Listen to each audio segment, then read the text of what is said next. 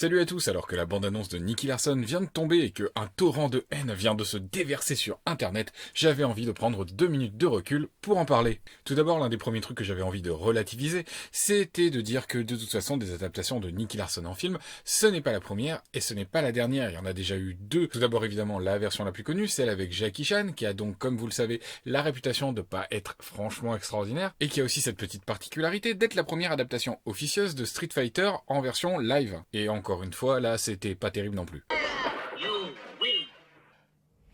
Il y a également la version qui s'appelle Mr. Mumble, que je ne connais pas, que je n'ai pas vue, mais qui apparemment n'est pas extraordinaire non plus. Nous avons donc la version française qui va arriver là bientôt et dont nous découvrons la bande-annonce. Et il y a également en cours de tournage une production chinoise qui s'appellera réellement City Hunter et qui arrive bientôt. Et d'autre part, les adaptations de mangas ou d'animés japonais réalisés par des Français, c'est pas non plus une première. Il y a Crying Freeman et Lady Oscar. Et autant pour Crying Freeman, il y a des pour, il y a des contre, autant pour Lady Oscar, il y a un gros consensus pour dire que c'est de la grosse merde, puisque même le réalisateur Jacques Demy, nous sommes de sœurs jumelles, n'a jamais osé le laisser sortir en France de son vivant. Le film est même d'ailleurs chroniqué sur Manarland aux côtés des Chuck Norris et du fameux Philippe. Et puis rassurez-vous, les adaptations de manga, il n'y a pas que les Français pour les saccager, puisqu'il existe également ça et ça. Dragon Ball Evolution. J'entends également souvent crier au scandale de l'appropriation culturelle. Alors clairement, une œuvre de fiction, elle peut bien être adaptée par n'importe qui, parce que si on devait crier à l'appropriation culturelle, il y aurait un problème avec ça, Jean Valjean, avec ça, le bossu de Notre-Dame. et avec ça aussi d'ailleurs. Suivez mon regard. Alors cette adaptation, elle a été tournée sous le sceau du secret. On a vu très peu d'informations filtrées, très peu de photos filtrées. Tout ce qui est passé a toujours été volontairement diffusé. Ce qu'on pouvait lui reprocher jusqu'ici, c'est un petit peu le problème de toutes les adaptations de BD faites en France. Et quand je dis BD, ça veut dire comics comme BD comme manga. Hein. Donc ce reproche, c'est le même qu'on peut faire sur Astérix, Lucky Luke ou Spirou. C'est que la direction artistique, et notamment la partie costume, fait plus penser à un grand concours de cosplay qu'à une réelle recherche d'adaptation. Ouais.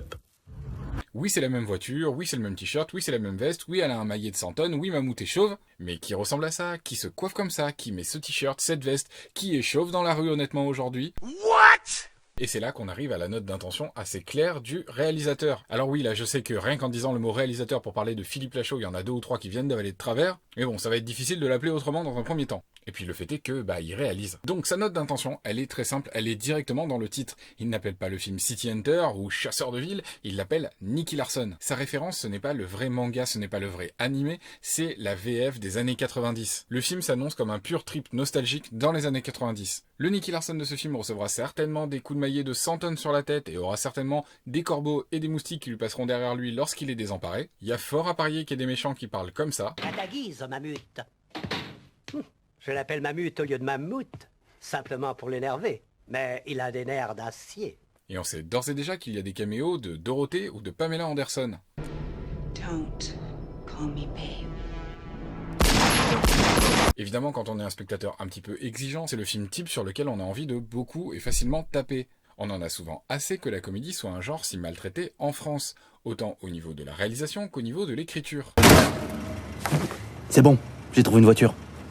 Ah bon? Pour l'instant, cette première bande-annonce ne nous livre pas grand-chose, et est plus une grosse note d'intention livrée au public. Il est certain que la présence du film à la Comic-Con de Paris fin octobre n'est pas anodine, et qu'on découvrira bien plus à ce moment-là. Voilà, c'est tout pour cette petite preview autour de Nicky Larson, je vous dis à très bientôt.